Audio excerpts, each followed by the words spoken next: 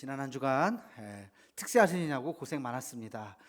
특별히 이번 겨울 들어서 제일 추웠던 날들이 있었는데, 포항에서 영하 10도 찍기가 쉽지 않은데 영하 10도까지. 근데도 우리 다 그날 좀 많이 적게 나오면 어떡하나 그랬는데 흐트러짐 없이 딱 나오셔서 얼마나 참 감사했는지 모르겠습니다. 안 나오신 분들은 좀 반성 좀 하시고 일주일 동안 열심히 잘 나오셔서 너무너무 감사하고요. 균형 잡힌 두 날개로 비상하라 말씀의 제목처럼 여러분들 균형 잡힌 두 날개로 활짝 비상하는 한 해가 되기를 주의 이름으로 축원합니다.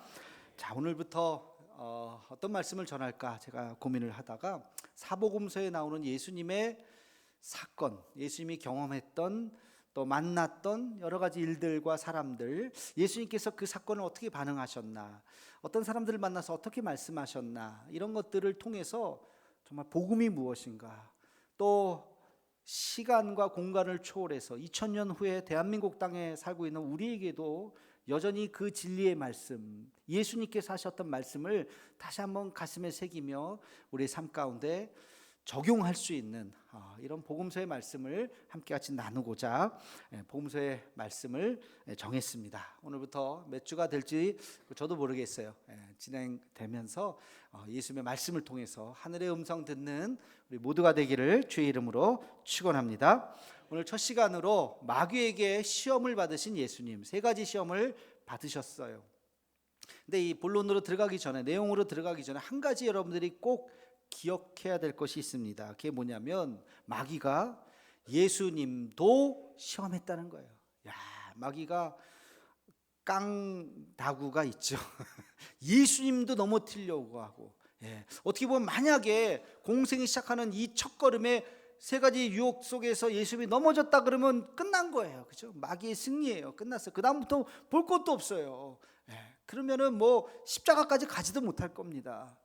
그 첫 발걸음에 마귀가 찾아와서 예수님을 넘어뜨리려고 했었던 이 마귀의 모습을 보면서, 여러분, 우리는 얼마나 자주 우리를 넘어뜨리려고 하겠습니까? 매일매일 우리에게 수많은 유혹과 수많은 시험들이 우리 앞에 펼쳐져 있는 거예요. 그럼 그것을 여러분 잊으시면 안 됩니다. 오늘도 마귀 유혹이 왜 없었겠어요? 여러분들 중에 교회 갈까 말까, 날도 춥는데 오늘 할 일도 많은데 갈까 말까 하다가 오신 분 잘하셨어요. 몇 분. 근데 못 오신 분, 안 오신 분 몇 분 계신 것 같아. 내가 보니까 빈자리가 좀 있네. 그런 우리가 교회를 나가는 것뿐만이 아니라 신앙 믿음의 사람답게 살려고 할 때마다 마귀의 유혹들이 있어요. 얼마나 많이 우리를 괴롭히는지 정신 바짝 차려야 됩니다. 저도 마찬가지고 여러분들도 마찬가지. 예수님도 넘어뜨리려고 하는데 하물며 우리겠습니까? 여러분, 매일매일 새벽마다 기도할 때마다 주님, 오늘도 유혹에 넘어지지 않게 해주옵소서. 십자가 꼭 붙잡고 제가 끝까지 흔들리지 않고 달려가게 해주옵소서. 매일 기도하는 우리가 되기를 주님의 이름으로 축원합니다.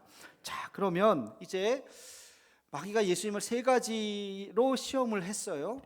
근데 이 세 가지를 가만히 생각해 보면요, 우리 인간이 경험하게 되는 가장 보편적인 시험인 것입니다. 이게 그냥 하나 둘 셋 그냥 한 게 아니라 우리 모두가 지금까지 경험했고 앞으로도 경험할 수 있는 그런 보편적인 그 시험이 이 세 가지라는 거예요. 자, 그러면 첫 번째가 뭘까? 우리 함께 3절 말씀을 같이 읽겠습니다. 시작. 시험하는 자가 예수께 나와서 이르되 내가 만일 하나님의 아들이거든 명하여 이 돌들로 떡덩이가 되게 하라. 아멘. 아주 배가 고픈 상황이잖아요. 40일 금식을 마쳤어요. 뭐 우리는 40일까지 갈 것도 없어요. 하루 한 세 끼가 아니라 한 끼만 굶어도 막 배고프죠. 어디서 무슨 맛있는 냄새가 막 올라오는 것 같고. 그렇지 않아요? 떡이 아니라 저는 떡보다 케이크를 빵을 좋아하는데 그거 보면 막 갑자기 군침이 막 나고, 그렇게 그런 유혹들이 우리에게 있어요. 예수님이 가장 배고플 그때 딱 치고 들어오는 게 내가 만약 하나님의 아들이거든 이 돌을 떡으로 만들어 봐라. 자존심을 건들기도 하고 그것을 유혹을 하게 한다는 거예요. 여러분, 이 유혹을 우리는 욕망의 시험이라고 말을 할 수가 있습니다. 욕망의 시험. 사람은 누구나 갈급할 때가 있어요. 뭔가 막 간절해질 때, 그때 내가 해야 할 일, 하지 말아야 할 일을 잘 구분해야 하는 것입니다. 운전하고 어디서 급하게 막 가는데 신호가 이제 파란불에서 노란불, 빨간불로 막 바뀌는 그때에 그때 막 가고 싶죠. 그리고 딱 멈추고 나서 두루번두루 합니다. 제일 첫 번째 뭘 봐요? 카메라가 있나 어디? 두 번째는 경찰이 어디 숨어 있나?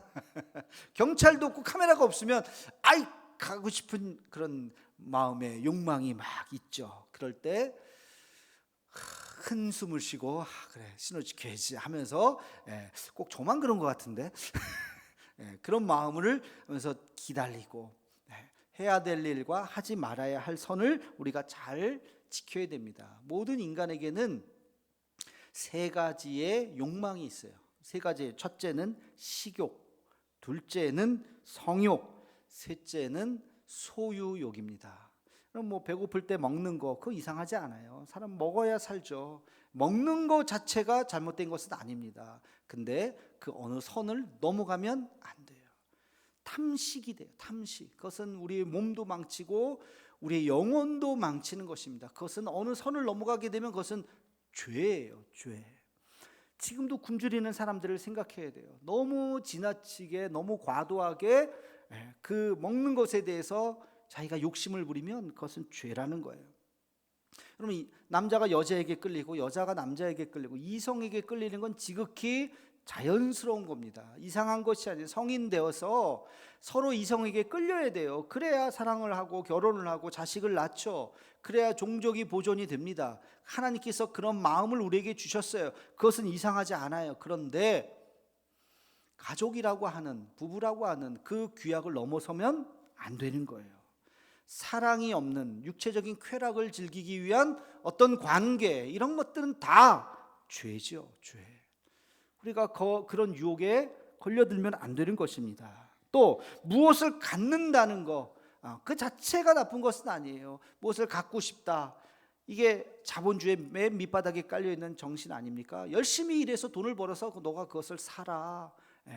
그 자체가 뭐 나쁘진 않아요. 그런데 이것도 과도하게 지나치게 욕심을 부리면 이것을 우리는 사치라 그러죠. 그러면 그것은 죄인 것입니다. 그래서 우리의 욕망을 잘 제어할 수 있어야 됩니다. 에릭 프롬의 유명한 책이 있죠. 소유냐 존재냐. 아주 굉장히 철학적인 또 굉장히 의미 있는 그런 책입니다. 이 책에 보면 인간을 두 종류로 나눠요. 소유적 인간과 존재적 인간. 소유적 인간이라고 하는 것은 소유하면서 자기의 기쁨을 느끼는 거예요. 더 많이 소유할수록, 더 비싼 거를 가질수록, 더 많이 가질수록 이 사람은 더 행복이 넘친다고 생각하는 거예요. 그게 소유적 인간이에요.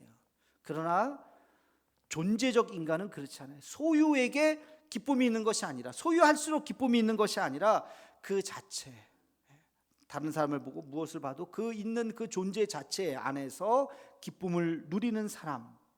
여러분, 사탄은요 끊임없이 우리에게 욕망을 자극합니다. 우리 안에 있는 죄성, 깊은 죄성이 바로 욕망이에요. 그 욕망을 계속해서 자극하면서 더 많이 가져, 더 많이, 더 욕심을 내, 더 많이 해. 그런 마음을 우리에게 자꾸 끊임없이 줍니다. 그럴 때 하나님의 말씀을 생각해. 예수님께서 이 유혹을 받을 때 어떻게 이기셨습니까? 우리 함께 같이 4절 말씀을 읽겠습니다. 시작. 예수께서 대답하여 이르시되 기록되었으되 사람이 떡으로만 살 것이 아니요 하나님의 입으로부터 나오는 모든 말씀으로 살 것이라 하였느니라. 아멘. 떡으로만 사는 것이 아니라, 떡을 만들어 먹으라고 내가 지금 떡 먹고 살아가는 것이 중요한 것이 아니라 하나님의 말씀으로 사는 것이다. 하나님의 말씀. 삶의 기준이 다르다. 삶의 기준. 굉장히 중요한 말씀이에요. 여러분, 삶의 기준이 어디에 맞춰져 있습니까? 삶의 기준이 달라야 돼요. 우리 하나님의 시선으로 세상을 볼 수 있어야 됩니다. 여러분, 이 이야기의 대표적인 이야기가 구약성경 하박국서에 나옵니다. 하박국서 1장은요 하나님에 대한 원망과 불평으로 시작해요. 하박국, 하나님 도대체 이 세상은 왜 이렇습니까? 악인들이 어떻게 이렇게 더 잘 삽니까? 의인들이 왜 이렇게 고난을 받고 가난하고 못 삽니까? 세상이 왜 이렇습니까? 라고 지금 하박국이 하나님 앞에 이렇게 막 성토를 하죠. 그때 하나님께서 그 말씀을 들으시고 대답을 하십니다. 2장에 나와요. 하나님의 말씀은 오직 의인은 그다음 뭐예요? 믿음으로 말미암아 살리라. 오직 의인은 믿음으로 말미암아 살리라. 아주 중요한 이야기를 해요. 여러분, 이게 뭐냐? 이 말씀이 뭐냐면 너의 기준을 바꿔라요. 너의 기준을. 너가 지금 생각할 저 사람 돈 많이 벌고 부자가 됐네, 성공했네. 근데 악인이야. 저 사람 악인데 왜 이렇게 성공해서 잘 삽니까? 이 사람은 의인인 것 같은데 왜 이렇게 찌질이 가난합니까? 이 사람 왜 이렇게 루저가 됐고 패배자가 됐습니까? 그게 하박국의 시선이었어요. 그러나 하나님은 그렇게 말씀하지 않아요. 너 저 사람 성공한 것 같으냐? 너 저 사람이 부자가 됐기 때문에 잘 사는 것 같으냐? 아니다는 거예요. 내가 보는 것은 그 사람의 물질을 보는 것이 아니라 믿음을 본다. 아무리 세상에서 부자가 되고 잘나고 성공했다 할지라도 믿음이 없다면 그 사람은 아무것도 아니다. 반대로 이 사람이 아주 정말 주님을 잘 따르려고 하는데 가난해. 가난한 것을 보는 것이 아니라 그 사람에게 믿음을 본다면 이 사람은 성공한 사람이다. 여러분, 이 말씀이 바로 사도 바울의 말씀이지 않습니까? 주님이 없다면 나처럼 세상에서 불쌍한 사람이 어디 있습니까? 사도 바울의 이야기잖아요. 그러나 예수님 때문에 나는 불쌍하지 않습니다. 오히려 세상 것 다 나는 버렸습니다. 예수님 한 분이면 됩니다. 여러분, 이것이 믿음의 시선이라는 거예요. 믿음의 시선. 너의 기준을 바꾸라는 것입니다.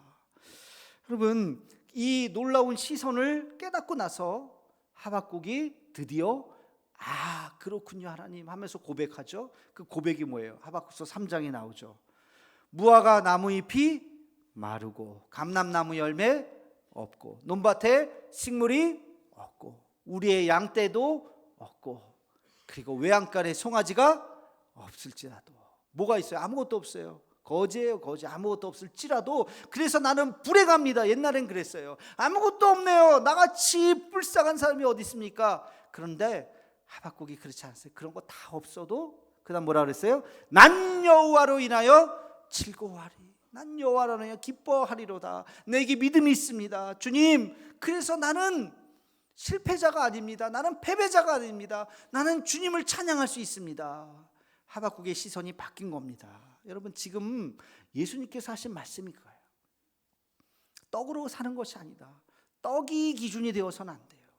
우리가 세상을 바라볼 때 떡이 기준이 되어서는 저 사람은 연봉이 어떻고 뭐가 어떻고 뭐 재산이 어떻고 잘 사네, 대단하네. 뭐가 대단해요? 그게 아무것도 아니에요. 우리의 시선을 바꿔야 돼요. 그래서 믿음으로 봐야 돼요. 믿음으로. 따라해 봅시다. 이만하면 충분합니다. 이것도 감사합니다. 별로 감사하지가 않은 것 같아요. 목소리가 충분하지 않은 것 같아요. 이만하면 뭐 충분한 것 같네. 다시 우리 큰 소리. 이만하면 충분합니다. 이것도 감사합니다. 여러분, 그 마음이 있어야 우리는 욕망의 늪에서 헤어나올 수 있어요. 그렇지 않고 욕망의 늪에 빠지면요 만족함이 없습니다. 10억 하이고 100억 하이고 1000억을 가져도 만족함이 없어요. 이거 뭐 더 가져야지. 다른 사람들은 수천억 재산가도 있는데 더 가져야지. 욕심이 끝이 없는 거예요. 이 욕망의 늪에서 우리는 빠져나와야 돼요. 그래서 하나님의 시선으로 나에게 믿음이 있는가? 내가 믿음의 눈으로 보고 있는가? 여러분, 그런 눈을 갖는 우리 모두가 되기를 주의 이름으로 축원합니다. 자, 두 번째 시험은 6절 말씀입니다. 우리 함께 같이 6절 말씀 읽겠습니다. 시작. 이르되 내가 만일 하나님의 아들이어든 뛰어내리라 기록되었으되 그가 너를 위하여 그의 사자들을 명하시리니 그들이 손으로 너를 받들어 발이 돌에 부딪히지 않게 하리로다 하였느니라. 아멘. 뛰어내리라. 그럼 너를 구원해 줄 거다. 너 한번 뛰어내려 봐. 여러분, 이 유혹은요 자기 과시, 자기 자랑의 시험이에요. 너 대단하잖아. 너 대단하잖아. 자랑해봐. 우리 인간들은 죄악이 있기 때문에, 기본적으로 원죄가 있기 때문에 본질적으로 우리는 교만합니다. 조금만 남들보다 조금만 잘나도 대단한 줄 알아요. 우쭐대요. 자랑하고 싶어서 못 견뎌요. 여러분, 그게 인간의 모습이에요. 사람은 왜 자랑할까요? 끊임없이 사람들의 시선을 의식합니다. 그리고 끊임없이 비교합니다. 저 사람보다 내가 조금만 더 잘나면 대단하게 자랑과, 저 사람보다 내가 조금 못하면 또 금방 의기소침해져 있고, 우리는 끊임없이 비교하면서 사람들의 시선에 대해서 우리가 벗어나지는 못하고 있는 거예요. 우리 대한민국 사람들이 조금 더 그렇게 심하지 않을까 싶어요. 왜 사람들이 성형외과 가서 성형을 할까요? 왜 이렇게 그런 일들이 많을까요? 아마 진짜 성형을 해야 될 사람들도 있어요. 태어날 때부터 조금 뭐 문제가 있거나 보기가 좀 흉측하거나 그러면 해야 되겠죠. 그럴 수 있습니다. 그런데 대부분의 사람들은, 그렇게 꼭 해야 되는 사람들은 아마 10%도 안 될 겁니다. 대부분의 사람들은 미용으로 해요. 그냥 괜찮은데 하는 거예요. 성형 중독이라는 말이 있잖아요. 한번 하다 보면 계속 하게 됩니다. 사람들의 시선을 계속, 멀쩡한데, 너무너무 괜찮은데, 아니야 내가 늙어 보여, 주름이 있어, 하나도 없는데 자꾸 자기 자신을 비하하고 그러면서 자꾸 돋보이려고 하는 그런 마음, 그런 욕망들이 우리 안에 있다는 거예요. 여러분, 그럴 때 거기에서 우리는 벗어나야 됩니다.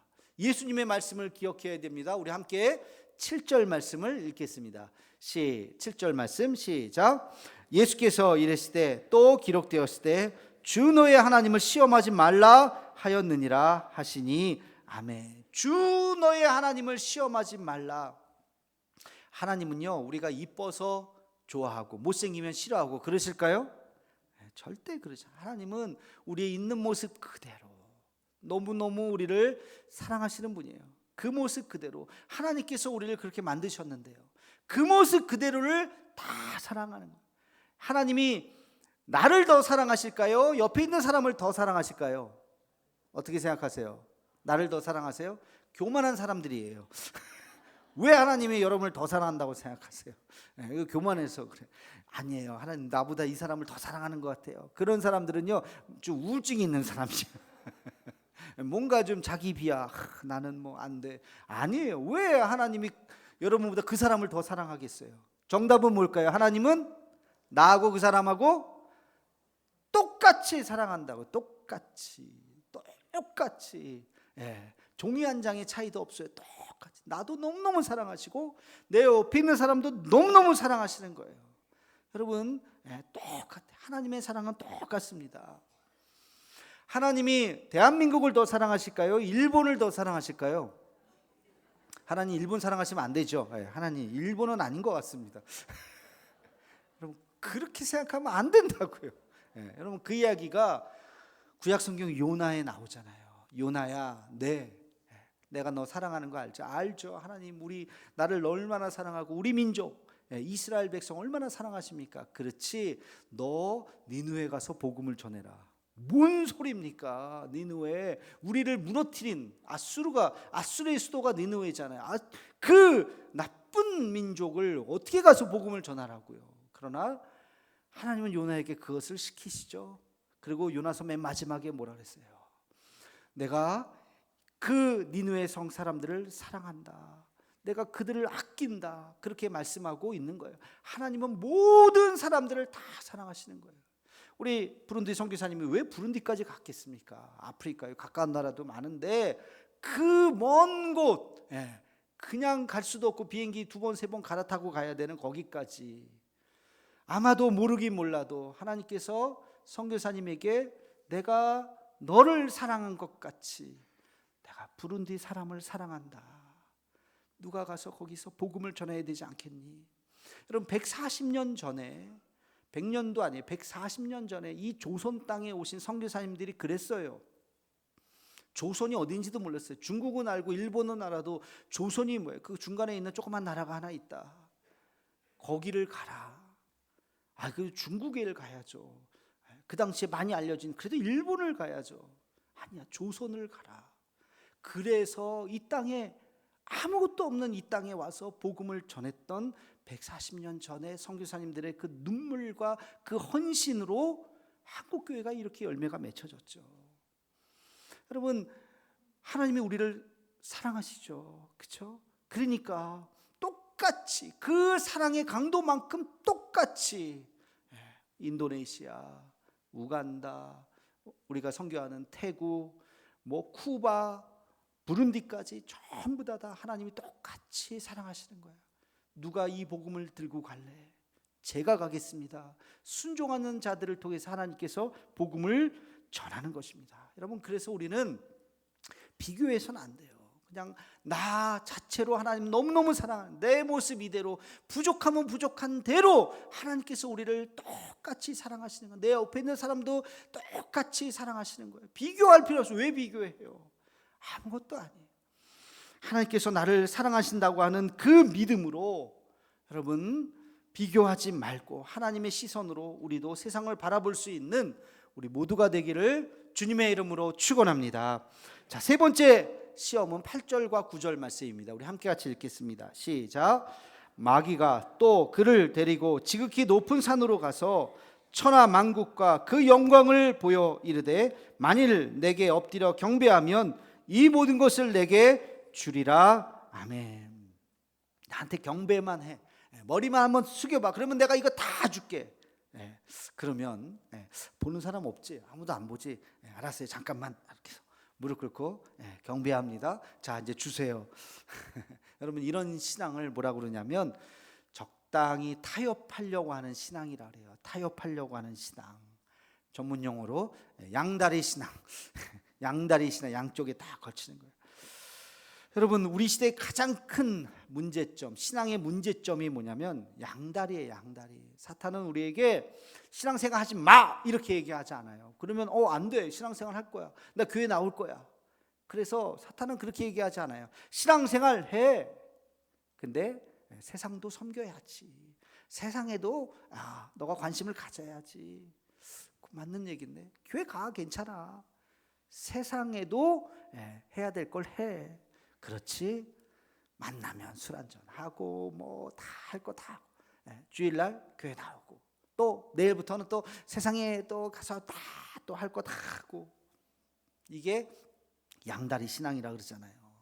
여러분, 신년에 혹시 우리 교회는 그런 분 없을 거라고 생각하지만 송구영신 예배 잘 드리고 그 다음날 점집에 가서 신년 운세 올해 어떻게 됩니까? 그런 분들은 없겠죠. 타로점이니 요즘에 방송에도 나오고 마치 그런 게 무슨 전혀 아무 문제 없는 것처럼. 여러분, 그런 거 하시면 안 돼요. 그런 거 기도도 하지만 사람한테도 또 쫓아가서 막 매달리고. 그럼 기도한다는 건 뭐예요? 내가 세상 것 의지하지 않겠습니다. 하나님만 의지하겠습니다. 하나님만 바라보겠습니다. 그게 기도 아닙니까? 기도하고 나서 갑자기 사람한테 쫓아가가지고 도와주세요 하는 이런 모습들, 양다리 신앙이에요. 양다리 신앙. 주님을 찬양합니다. 거룩한 음성으로 주님을 찬양해 놓고서 뒤돌아서서 욕하고 거짓말하고 한 입으로 두 이야기를 하는 우리들의 모습. 여러분, 야고보서 3장 10절에 이런 말씀이 있죠. 우리 함께 같이 읽어보겠습니다. 시작. 시작. 한 입에서 찬송과 저주가 나오는도다. 내 형제들아, 이것이 마땅하지 아니하니라. 아멘. 한 입에서 찬송과 저주가 나온다. 찬송 부르면 찬송만 불러야지 또 저주를 하고 원망하고 욕하고. 우리의 신앙이 순수해야 된다는 거예요. 온전해야 된다는 거예요. 양다리 신앙 안 된다는 거예요. 아무도 못 봤는데 아무도 모르는데 살짝 하면 안 될까? 여러분, 성경에 그런 이야기가 있어요. 아간의 범죄. 아간의 범죄가 뭐예요? 여호수아가 여리고성을 무너뜨렸을 때 어마어마한 사건이잖아요. 여리고성이 확 무너지고 하나님께서 일으키신 사건. 너희는 거기에 전리품을 하나도 취해서는 안 된다. 다 진멸하라 그랬어요. 근데 이 아간이라는 사람이 딱 보니까 은이 있네. 은 200세겔 땅을 파서 싹 나중에 여기 금이 있네. 금 50세겔 땅에 파서 싹 나중에 우와, 이 옷 새 건데 이거, 야, 신할의 아름다운 외투, 이거 버리기 불태우기 너무 아까운데 요거는 내가 싹 그러다가 걸렸잖아요. 그 범죄 때문에 대패를, 전쟁에서 큰 패배를 당하죠. 하나님의 심판이 아간 때문에 생기게 되었던 것입니다. 인간적으로 보면 뭐 아깝죠. 그거 왜 버려? 멀쩡한 건데. 그러나 하나님의 눈으로는 그걸 다 진멸해야 되는 거예요. 완전히 끊어야 되는 것입니다. 여러분, 하나님께서 우리에게 원하는 신앙이 몇 퍼센트 신앙인 것 같아요? 한 70% 정도만 믿으면 훌륭한 겁니까? 한 80%? 90%? 90%만 돼도 대단하지만 하나님께서 우리에게 원하는 신앙은 80%, 90%가 아니에요. 몇 프로 신앙일까요? 자신이 없으세요. 몇 프로? 100%. 순수한 신앙. 순수한 신앙. 성경 어디를 찾아보세요. 적당히 하라 이런 말씀이 있어요. 교회는 적당히 가야 돼. 일주일에 한 번이면 딱 좋아. 설의 집사 딱 좋아. 더 이상 하지 마. 더 이상 하면은 피곤해. 중직자 그거 아마 안 돼. 딱 설의 집사까지 딱 나오고, 혹시 뭐 항정지 얘기하고도 난 못합니다 하고, 여러분 그런 거 유혹이에요. 그런 거. 그렇잖아요. 성경 그렇게 얘기하잖아요. 열심을 품고 주를 따르라고 그래요. 열심을 품고 차든지 덥든지 하라. 미지근하면 내가 토해내리라. 신앙생활은 뜨겁게 주님을 따라가는 것입니다. 너희가 세상과 돈을 겸하여 섬길 수 없느니라. 하나님의 말씀을 기억해야 됩니다. 우리가 하나를 선택했다면 하나를 포기해야 돼요. 하나님도 선택하고 세상도 선택하고 이쪽에 갔다가 이쪽에 갔다가 양다리 신앙은 안 돼요. 지금 사탄이 예수님에게 그걸 유혹하는 거예요. 그래 알았어 하나님의 일을 해. 근데 요것도 해. 요것도. 그때 사탄아 물러가라. 예수님이 말씀하시지 않습니까? 여러분, 사탄이 그 어떤 것을 우리에게 타협한다고 할 때 그것을 타협해서는 안 돼요. 진리가 아닌 것에 대해서 타협해서는 안 되는 것입니다. 사람마다 약점이 있어요. 그렇죠? 사람마다 완벽한 사람은 없습니다. 어떤 사람은 유혹에 약할 수 있어요. 욕망에 약할 수 있어요. 어떤 사람은 그냥 자기가 잘난 맛에 그냥 자랑하고 싶어서 그냥 안달이 난 사람도 있어요. 어떤 사람은 적당히 그냥 세상하고 이렇게 적당히 타협하면서 살려고 하는 것이, 이것이 모두 다 잘못된 신앙이에요. 하나님께서 원하지 않는 것이. 여러분, 그 사탄은 우리에게 그렇게 끊임없이 이 세 가지로 유혹합니다. 그래서 하나님과 가까워지지 못하도록, 멀리 점점 떨어지도록 우리를 시험하고 욕한다는 거예요. 여러분의 약점은 무엇입니까? 나의 약점. 사탄은 우리의 약점을 파고듭니다. 그럴 때마다 하나님의 말씀을 기억하기를 주님의 이름으로 축원합니다. 남과 비교하지 말고 이 모습 이대로 사랑해 주시는 주님, 자랑하지도 말고 자기 비하하지도 말고, 주님 내가 이 모습으로 주님 앞에 나왔습니다. 뭐 남들보다 잘난 것도 없고요, 남들보다 못난 것도 없어요. 그냥 내 자신 주어진 일을 최선을 다할 뿐입니다. 타협하지 말고 오직 예수, 내가 타협하지 않겠다. 오직 주님만의 그 말씀만을 내가 붙잡겠다. 우리가 이 믿음으로 주님을 따르는 우리 모두가 되기를 주의 이름으로 축원합니다. 기도하겠습니다. 사랑의 주님, 사탄이 예수님조차 유혹했다고 하는 것을 잊지 않고 우리도 끊임없이 넘어뜨리려고 한다는 것을 기억하게 해 주옵소서. 하나님, 적당히 세상과 타협하고 열심을 내지 말라고 속삭이는 그 마귀의 속삭임에 넘어가지 않게 해 주옵시고, 모든 욕망을 이겨내고 세상과 타협하지 않고 오직 믿음으로 나아가는 우리 모두가 되게 하여 주옵소서. 예수님의 이름으로 기도하옵나이다. 아멘.